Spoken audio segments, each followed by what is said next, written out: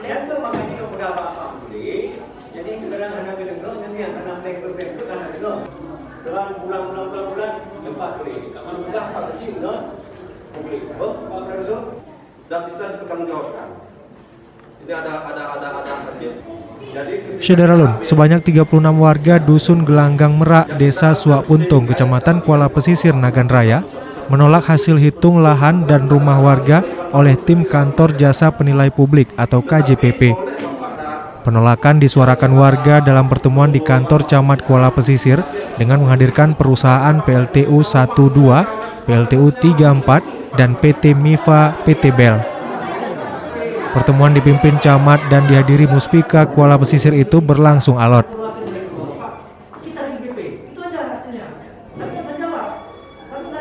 Selain taksiran harga yang rendah, warga menyebut adalah sejumlah kejanggalan dan meminta ditinjau ulang.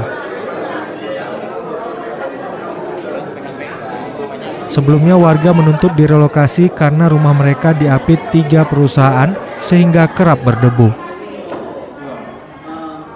Sementara ini yang kami info tadi adalah satu masalah harga, yang kedua masalah bangunan dan luas lahan. Luas lahannya mungkin tidak sesuai, barangkali berbeda dengan di lapangan dan di surat, termasuk di sket yang telah dibuat oleh BPN.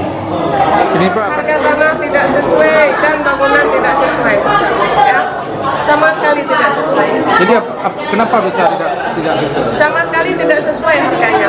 Tanah kami di pinggir jalan, dan ukur bangunan belum mahal lagi, belum gede kecil lagi. Kalau di pikiran, jangankan ke harga bangunan, harga tanahnya nggak sesuai. Jadi hasil ini apa ditolak atau gimana? Ditolak, mentah-mentah kami tolak. Berapa harga yang ini? Coba bayangkan, masa tanah 1 meter cuma 250 ribu. Udah mahal harga ukuran ya kan? Mana tanah mahal ya kan?